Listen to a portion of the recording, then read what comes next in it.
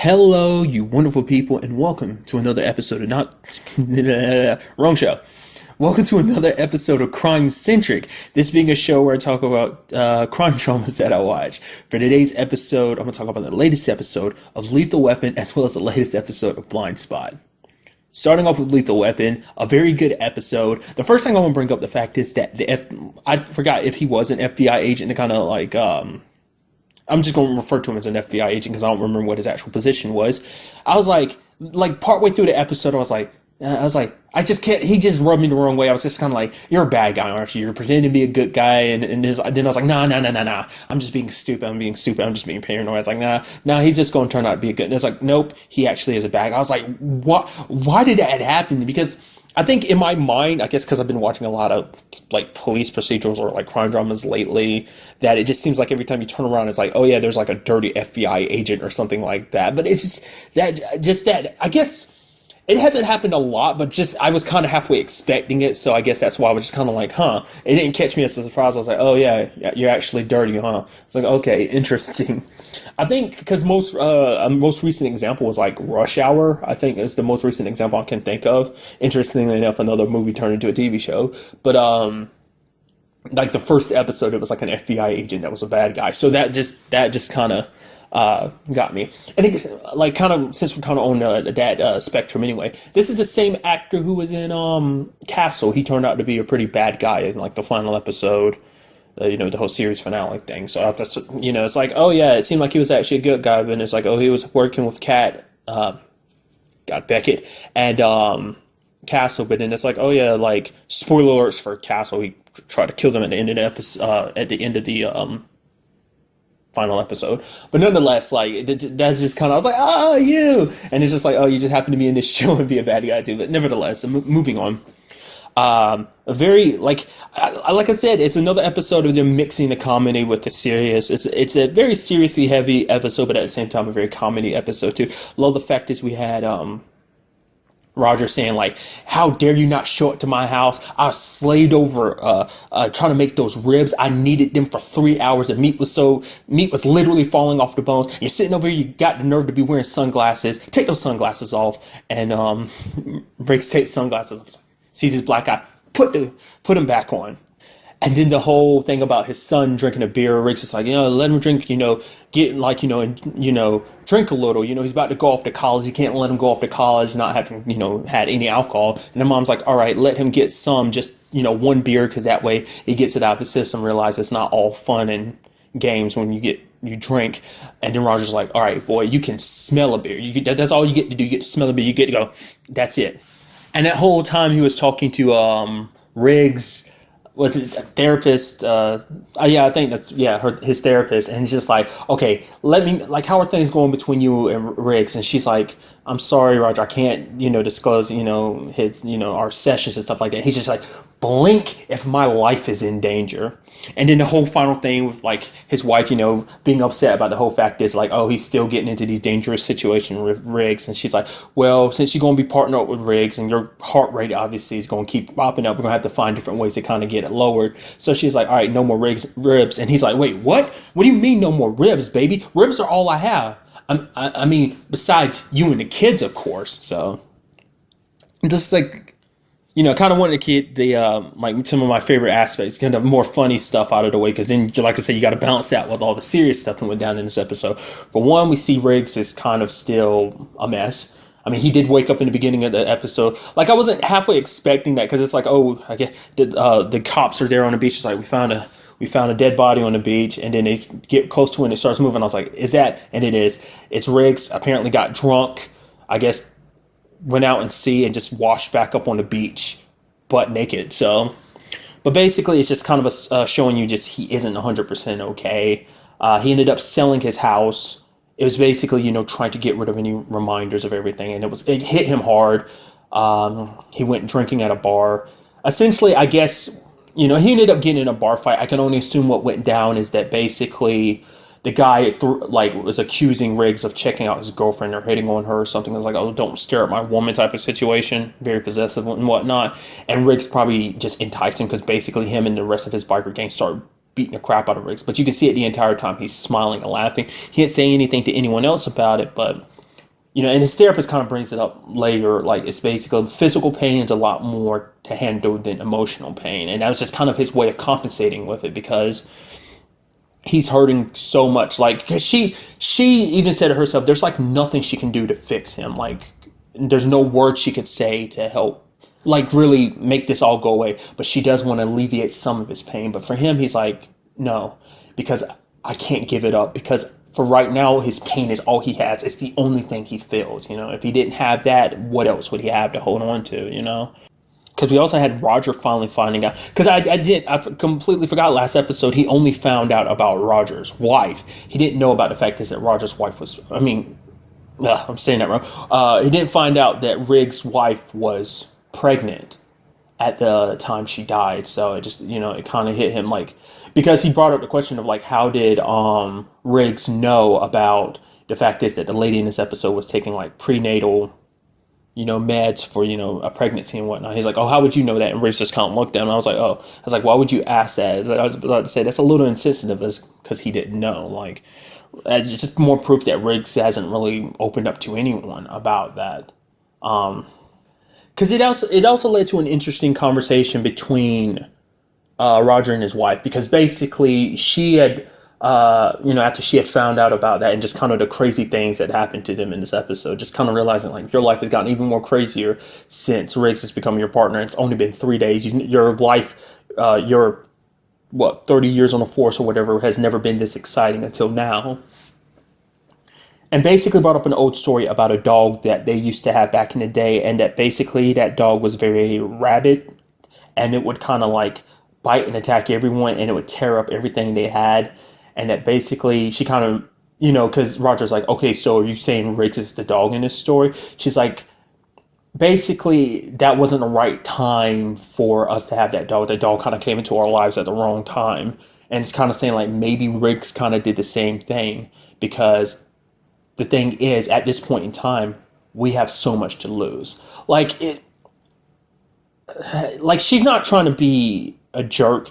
Like, she's not trying to be mean about it. The fact of the matter is, she likes Riggs. Obviously, Roger does too, but Roger's a little more reluctant to admit it. He likes to treat Riggs like he's more of a pain in the ass, but he does care about it, because he's making all these different excuses to bring him over to the house and everything, especially because he's like, he doesn't want Riggs to be alone. He's like, oh, his wife is just kind of like forcing his hand on some stuff, but it's like he legitimately tries his best to help Riggs because he does care about it. It is his partner, so. But it's just because it's like she doesn't want her husband to die. Like, she's already had to always worry about that with his life as a police officer, but even more so now because of the crazy stuff they get caught up in. And so, But she kind of turns it around a little bit at the end of the episode, because, she talks to Riggs and she's like, I don't think you're crazy. She basically realizes you're not crazy. You're just a man that's hurt. You're just in a lot of pain. And that basically she's like, I know Roger's going to follow you no matter what kind of rabbit hole you and him end up going down. He's going to follow you. And I can't change that. She's like, it's good for him as an officer as well as a man, But promise me one thing, that you'll bring him back home to me every day once the job done. And he was like, I'll do my best. And she's like, from what I've heard, that's good enough for me. So that was kind of sweet. Like I said, it seemed like she was just kind of against him, but she has her concerns, and that's okay. That's understandable in the situation. But she's like, she likes Martin, and she wants him to, stick around, and she wants her husband to stick around. So she just wants to promise that he'll come home, that Martin will make sure that Roger comes home every night. A lot of kind of like nice action. Well, I was about to get into the action, but I want to say something really quickly. Jason Derulo was in this episode. I thought this was kind of interesting. I just happened to see his name. I was like, I just assumed he was going to be a big part of this episode. Not necessarily like he's going to be the bad guy. Well, I was thinking maybe he might be, but at the same time, I was also thinking like maybe he was the witness in this episode. But it's like, oh, you turn around and it's like, oh, he died when he got shot. I thought it was like, oh, they have to look after him. It's like, oh no, like, the bullet didn't kill him. But it's like, no, it did. It's kind of one of that thing. It's kind of like, to me, it's like a Family Guy joke. That's basically like, if you want to find out who the killer is or who's very suspicious in the episode, just look at when they're obviously giving you the titles of like, everyone that's in the show, when naming all the actors, and then you see like the most famous, like well-known name amongst those actors or whatever, and it's like, okay, maybe they have a big part to play in this, and I kind of assumed that was him, but I was like, no, he had his moments, and then he was gone. So I was like, okay, that was just interesting. But getting to the action, some of my favorite parts was the fact that he's chasing after him with the bike, and he jumps up off that like ramp on that truck, and then grabs onto that hook, and then the bike sliding underneath the propane truck and then exploding. I kind of wasn't expecting that. I guess that's really why. I mean, Roger said the reason why he didn't shoot at the truck was because he was worried about collateral damage. I mean, because they owe like a crap ton of money from the last time. Well, everything that went down last episode, all the money they got to pay to the city for all the. I mean, not they don't have to pay for it, but the city has to pay for all those damages. It's like a lot of damn money. I just wasn't quite expecting it to explode until like I saw the bike sparking. I'm like, is that about to? And it did. I was like, well, that kind of worked out for them. But I think the main reason why Roger didn't shoot was because obviously he was scared. I mean, maybe that did play a role in the fact that he's not wanting to do extra damages. But I mean, everything seemed okay when the truck exploded. It didn't seem like anything too bad got damaged. I mean, just from my perspective, from show perspective, it didn't seem like nothing got damaged. But who knows, up close, could be a lot of damage all around. So, and then also, basically when the FBI guy's like, okay, we gotta make this look good, so shoot me through the show, he's like, okay, can you do this? He's like, yeah, I'm one of the best shots or whatever. And basically Riggs shot through that FBI guy's shoulders into the other guy's head. I was like, holy crap, dude. Like, I mean, obviously we see that Riggs has like a military background a little bit, so I mean, we kind of saw the first episode how much of a good shot he is at the very beginning, but that was just impressive. I was like, holy shit, that's an amazing shot, dude. Because I was like, because I had a feeling, I thought Riggs was going to show up and tell them to drop the guns or something like that. Wasn't expecting to shoot the FBI guy through just like it just happened like that. I was like, dude, that was sick. And then blowing up the factory with all those fireworks and everything. And I love that their boss is there, just staring at the window. He sees the fireworks going off. He's like, all right, can someone tell me where Riggs and Murtaugh are? Just very stellar episode. Like I said, good on all fronts, action comedy, as well as the drama aspect of everything. So I did like the fact that Riggs was trying to do everything for the witness in this episode, the lady, because she has a baby, and he wanted to make sure that, in his way, he was basically saying it's the least he could do. Obviously with his old situation, he was just trying to do his best to help her, It's just one of those situations where like the main character kind of has to like confront something that basically affects their personal life. Like, he's dealing with something that, that he will no longer have a lady in his life nor a child. Which, I mean, when you think about it, it's kind of sad because her child will grow up never knowing her dad. But I mean, granted, when you look at it, it's like, well, the child's dad was a scumbag. So it's kind of like, okay. But it's going to be interesting when the conversation comes up when that child grows up and it's like, where's dad? Yeah, your dad died when a truck exploded.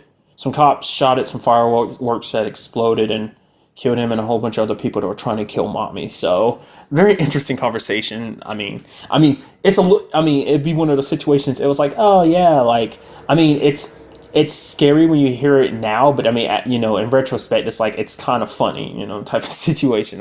That's how I'm seeing that whole situation. Also, almost completely forgot about the fact that he grabbed her off the roof when that sniper was up there and crashed into the apartment, like on an apartment on the building across the gap. So that was very impressive. Very lucky. Like I said, I haven't seen a Lethal Weapon movies in a very long time, but I forgot how much of a cowboy kind of character Riggs is. So that's kind of interesting. I would like I said, I tell myself I might do that. I don't know if I'm going to end up doing it or not, but watching the Lethal Weapon movies, just kind of comparing the TV show to that. So, like I said, because I don't remember him being the wild card that he is in this show. Like, I kind of remember bits and pieces about kind of like there being sadder moments of just like him just dealing with a lot of crap. But maybe it's the similar storyline obviously I don't think that storyline was just from the TV shows. I'm pretty sure that's probably in the movies too, that Riggs lost his wife and child. I mean, I don't know, like to my recollection, I don't remember, so.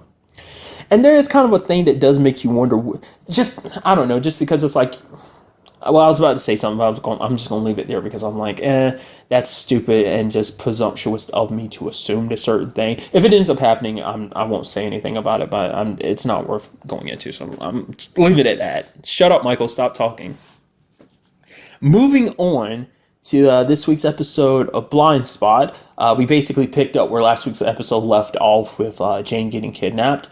And things obviously did not go the way I thought they were. I was like, I thought they were bringing her in because I was like, Cade is after you. We just want to get you somewhere safe. It's like, nope, they got her because they wanted to find out whether Jane was full of bullshit or not. Because it's like, yeah, yo, you said you were held by Cade, right? It's like, oh, that's funny because one of our people came and said that, oh yeah, Cade actually got on a plane to Venezuela a month ago. And then Jane tried to backpedal. I was like, oh, I don't know what time was there. I was like, I was held hostage and whatnot. So I just wasn't expecting it. For one, I wasn't expecting him to be out of the country. I really wasn't expecting him to work with someone either. Like, for him to have gone to like one of their people and asked for like a way out of the country, it was very interesting to me because it's like you hated this entire organization. But I mean, I guess it's like even if you hate the organization, doesn't mean you can't benefit from it. I wouldn't expect them to help you. I mean, especially, you know, Oscar and that whole, you would think Oscar, you know, well, I mean, because that was the whole point why they're kind of on edge about the whole Cade thing, because it's like they know he was like, oh yeah, he was he kind of turned against him and everything, you know, because I'm sure they heard all about all that from Oscar and whatnot. But it's like, that was very interesting to me. Also, side note, that whole thing with Oscar, and that's a little awkward. I felt bad for Jane. It's like she's got to sit there and it's like, because Shepard prepared that little memorial for Oscar, and it's like, oh yeah, you're gone and stuff like that. It's kind of like, it's a little awkward up here. You're talking about the man that you once loved and that you ended up killing yourself, that no one knows about that. And then you have to sit up here and say all you can to kind of convince everyone that, you know, yeah, we're in this together. We're got to do this mission to essentially make America great again, essentially. I just think that's fascinating. So something I recently was thinking about that I was like, all right, from now on, what I'm going to do is anytime I'm talking about Jane in the past, like who she originally was, I'll refer to that as Remy. If I'm talking about Jane in the present, I'll just call her Jane, because they are two separate people. Because that's kind of what a big part of what this episode was about. It's like, I mean, for one, it was Jane finding out exactly who she was when she was Remy. Because basically there's this whole situation like Shepard's like, I don't trust you. Yes, you were one of my, you know, tops. You know, you're my daughter. So it's, you know, yes, you're not the same since you got your memory wiped. It's like, isn't that the whole point? It was my way of getting into the FBI. But it's like, yes, but you're a different person now. You're not the same person you were then. So I need you to test your loyalty. Basically, there's a guy that was supposed to get them a microchip, but he didn't. So they want, Jane to kill this guy to prove her loyalty to him, because Roman is constantly bringing it up in this episode about who she was as Remy versus who she is now as Jane, because basically saying like she basically has the power to kind of make anyone do whatever she wants them to do. Like the guy that she's supposed to be killing now, she kind of turned him as to an asset because she made him fall in love with her. That's kind of why they sent her, specifically why they chose Kurt. Because it's like they figured Jane would have an easy time manipulating him. Ended up learning a lot of things about instance like the whole bunny situation.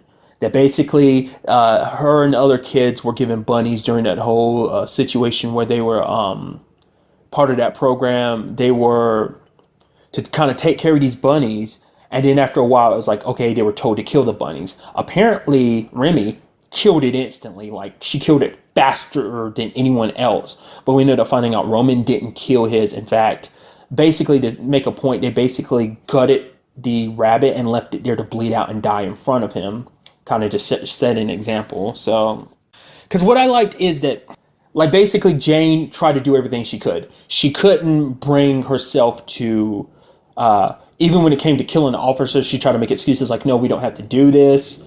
But Roman's like, it doesn't matter. There's sacrifices that need to be made, and if I have to sacrifice some innocent people, if it means saving this country from itself, then it's fine. Because the fact is that because he ended up finding out Jane like killed the guy that asset dude, the one who's supposed to be getting them the chip, ended up finding out that she killed his boss. It's like we could have just gotten him out of the way, because basically the chip dude was supposed to kind of ended up getting his job after that guy was killed. And so it's just kind of like, wow. Kind of learned more about how Jane's little back then was kind of very, killing came easy to her, and that's kind of the big problem, but I'll get to that in a second. It's just, she kind of held nothing back then, and that's kind of what terrifies Jane. But the point I'm getting across is like, Jane couldn't pull the trigger when the time came to kill that dude. My thought was, I was like, okay, that Roman handed her like an unloaded gun that basically the test was to see if she'd pull the trigger at all. And I was thinking that's what I was, okay, I was like, Jane pulled the trigger and you find out that it's not, that's, what was going through my mind, that it's not loaded. It was just kind of a test to see if you would do it to kind of prove your loyalty. But it's like, nope, Roman's like, he failed, shot the dude multiple times, and it's just like, holy crap. Because basically she tried to, once again, save the guy's life, being like, we need him, the microchip he can make from us and everything. Like, this is the right play. He's like, right, it is the right play. But that's not what this was meant. It's not, the point of this mission wasn't to get that microchip. It was about testing your loyalty, and you failed. Which, to me, it came as no surprise that, like, Roman didn't tell Shepard about Jane not doing it. I knew the moment that was all said and done. And she's like, what are you going to do? What are you going to tell Shepard? I was like, the moment that conversation came up and then, like, he dropped her off, I was like, he's not going to tell her anything, because Jane's the most important person to him. Like, she's his sister. She's everything to him. That's why he strives so hard to keep an eye on her. Shepard's like, don't do that. She can take care of herself. Mainly because, like, she's like kind of really all outside, probably other than Shepard, she's all Roman has. So he will give anything for her. Like, because to him, he's willing, like, if he has to sacrifice some innocent people, that's fine and dandy. But I know, like, as the way he is, being kind of obsessed with Jane, he'd never sacrifice her because she means too much to him. But he did say that this would be the last time he protects her, because he told Shepard, like, oh yeah, Jane did it. So it's like, okay, it's fine to date on that front. But like I said, he said, I'm not doing that for you anymore. So you're going to have to go back to who you were. And tying it back into the rabbit, he's like, if you don't, I will find your rabbit and I will make them bleed to kind of force you to turn into who you need to be. So, but kind of talking about it, like, I brought it up earlier. The point, like, the fact is that Jane has a hard time, like, as Remy, it seemed like killing was easy for her. I mean, it's like, granted, like, she was kind of like conditioned to be like this because of everything she went through when she was a little girl, being a part of that program and everything. So it kind of makes sense. But for her, like, she even talks to Borden about it. Is the fact is that she's worried. She's like, can killing be a kind of an instinct? Because she feels like, like the example she gave is like, every time she holds a gun, there's a small part of her that's always like ready and wants to pull the trigger. But Borden's like, after everything someone's been through, kind of external stimuli, it's kind of understandable why. Kind of the nature versus nurture thing of, essentially, are people naturally born to like be evil, essentially? And it's like, in her case, it's like, it's understandable why, like I said, she is the way she is. But it's like, he tells her, you have a conscience, like, don't let that hold you back. Like, I mean, God, I don't know what I'm saying, I'm being stupid, that your conscience will hold you back. Like, you don't have to worry about it. You're innately a good person, essentially. That your conscience has always kind of pulled you back from that type of situation. That's why you didn't kill the guy when you had the chance, because you wanted to find a better way. Because that's the thing, even though they have the same, like, without her memories and her experiences as Jane, she isn't Remy. And I don't think there will ever be a point. I mean, who knows where this series could end up taking it, but I don't think she could ever go back to being just Remy, because her experiences as Jane have changed her. Like, I feel like her memories, rather than turning her back into Remy, will make her scared and more reluctant to become Remy again. So, because all this happened because Nas was like, no. I don't know why I keep calling, like, anytime I say Nas, I'm just instantly thinking of Nas from Ed, Edd n Eddy. So it's not even a Z at the end. It's just like, that's how I naturally pronounce that. So it's like, Nas is kind of like, I just have to think like Nas the rapper. That's just all I'll have to think about. But nonetheless, I'm like, obviously, going on a tangent right there. Getting back on point. Now it's just kind of like, you should have done it. You're like, one life for all the countless lives you could save. You're in this position because you're meant to be the hope. You're the only one that can do this, and yet you're stumbling around like not willing to kill someone. And Kurt's trying to be like, no, she's not a killer. She's like, yes, she is. That's why she was with Sandstorm. That's the whole reason why we're putting her there, is because this is who she really is. Kind of tying back into last week's episode about the fact is that Reid kind of pointed out the fact is that, was this last week's episode or the episode before last? I don't remember. Basically being like, being part of Sandstorm is in her blood. I'm pretty sure that was last week's episode. Kind of similar situation. But Kurt kind of brings up the point of like, Nas doesn't know the team as well as he does. Like, because basically Kurt didn't want her to go in the field, obviously, but she did anyway, and she kind of made kind of a rash decision because she's struggling with the fact that, like, basically she's being tugged in many different directions, because it's like, so many people want her to be different things, and she doesn't know what to do. She's caught between being Jane for the FBI while also being Remy for Sandstorm, and it's just, she's like, doesn't know who she, at the end of the day, she doesn't know who she is. Things were so much simpler when she thought she was Taylor Shaw. She talked about that before in the past episode, that she wished she could go back to being Taylor Shaw because things made more sense then. Like now, like, she doesn't really know who she is now, and it's like, Kurt basically talked to her saying, like, you're the one that has to make that decision, decide who you are. No one else can basically make that decision for you. But all that kind of distracted her, and it seemed like her head wasn't right in the game, and Kurt was telling Nas not to let her onto the field. But it's like, for her, it seems like, more so than anything, it's like, obviously you have to stop Sandstorm doing whatever they're doing, but mainly it's because, you kind of get the feeling Nas is after pure revenge, and she doesn't want, it's kind of like nothing should get in the way of her revenge kind of situation. So it's kind of, I don't know. I also thought the whole situation with that guy who was going to blow up all those people, like, that was an interesting situation, because it seemed like Kurt was able to calm him down. It looked like things might work out that way, but Nas like shot him anyway. And then Kurt's like, what are you doing? We're supposed to be working together as a team, but you're not. We need to get on the same way. We need to be working as a team. And she's like, we are. He's like, I was talking him down. It's like, but you don't know if that was going to work. She's basically like, I wasn't here to make sure he gets out of this all right. The only thing I'm here to do, like, because I care about this team, I am a part of this team, I'm working with this team, you're a part of my team, and it's like, I wanted to make sure that you came out all right. That's the reason why I took that guy down, was because your life is in danger, and to me, my team's safety is all that matters. So, like I said, it's very interesting, because we still have it in this episode where she was, like she was doing previously, listening to Board in Session. So it's kind of like, I'm still leaning towards her not being the mole or whatever. I'm pretty sure, like I said, that's just her trying to understand the team better. Like I said, maybe she'll try and use this against him in the future. I'm not sure, but nonetheless, at this point, it is trying to understand him a little bit better. In particular, Jane.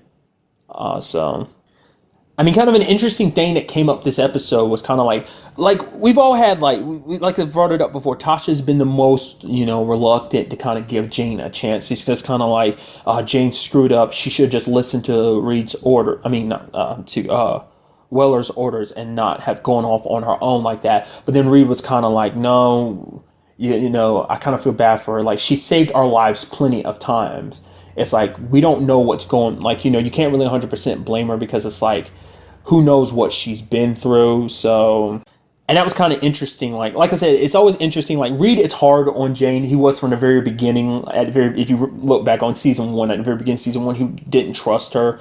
I mean, obviously you see that was founded, but nonetheless, it was just kind of like, he's always been a little easier on her than Tasha has. I mean, because it kind of comes up in this episode too. The fact is that Mayfair is not going. Team actually got together and had a little kind of like toast to Mayfair, because they were basically taking her picture down off the wall, I guess. Now that she was gone, I guess. Basically, someone had gotten a work order to take it down and whatnot. So it's like, but I feel like in a situation like that, shouldn't you leave the picture up? But I guess it's like, because someone else is kind of taking the seat, so it's kind of like, Kurt's picture has to go up there now to kind of represent that. I don't know. But the reason why Reid was kind of thinking like that is because what he found out last episode kind of got to him. He didn't even tell Tasha at first, which I was kind of surprised. But I mean, he did eventually talk to Tasha, because they are partners, they are friends. So he was, So he told him, because Borden had brought up, like, basically him and Borden kind of got talking about repressed memories. And he was, it led to, rethinking, like, is it basically worth getting these memories back? Will getting them back do more harm than good? Borden basically brought it up saying, like, it won't be easy. It's not a simple yes or no type of situation, leaning more towards it's better to keep them, like, pull them out than leave them buried, because you never know how that might come back to haunt you in a different way. It's best to kind of confront it. It won't be the easiest path, but you'll basically, you will, if you see it through, you will get through it. But Reid is actually afraid of what he might remember, because that's kind of what he was kind of siding with Jane, because he's like, if he remembered what happened to him, like, he sees an example like Freddie, like, drugs and stuff like that, like how basically, holding on to the memories of what happened and basically ruined their lives, that what could have happened to him. And it's just, he's terrified of what he might remember, and it's understandable. So, I am very curious to see whether that will go. I'm sure we'll probably see some sessions between him and Borden, because Borden's like, he basically was like, no, I'm just for a different case. And it's like, okay, so if you ever want to, talk about this other case, my door is kind of always open type of situation. So I'm very curious. I get the feeling like it might be a situation where Reid will decide to, try to awaken those repressed memories. I mean, the way Freddie made it seem like what happened to them happened to Reid too, and just that he blocked it. But for Reid, it's about not just about what happened to him, but it's also about what happened to all those other victims. Because it's like, if he can remember what happened, then he can make sure that the coach goes down for it. So, but like I said, still terrified of, like, what he might remember, and what remembering will do to him. So, kind of wanted to end this off on a more positive note, because, like, that's just got super depressing and everything. Talk about Borden and Patterson. She's kind of a little reserved, because she's kind of like, she's never really dated a lot, the way she makes it sound. So she was just kind of kept, it's like, oh no, we can push the date off and whatnot. Like, no, not this weekend. Work is coming. I promise you next week. I'm not trying to avoid you or anything like that. But, Tasha kind of talked to her and was like, go on your date, and just the whole her and Borden making out thing. So that was kind of sweet. I'm glad that finally turned into a thing. So, nevertheless, I'm very curious to see where everything goes next week. We do have Shepard believing that Jane pulled the trigger, so she'll kind of back off for her and maybe be a little more willing to let her in on their plans and stuff like that. But like I said, still have to worry about the whole Roman situation. Coming after someone she cares about, making them bleed just to kind of turn her back into who she was. Sadly, I just know it's going to end up in a situation where Jane's going to have to put him down, because there's no other way to make sure to keep the people that she cares about safe. I feel like that's just how it's going to be. But I mean, maybe it'll be easier for her without her memories, but as time goes on, she is going to probably get more and more of her memories back, so it might just be harder, especially someone who cares about her so much and is like a brother to her. Well, is a brother, not like a brother, is a brother to her, so.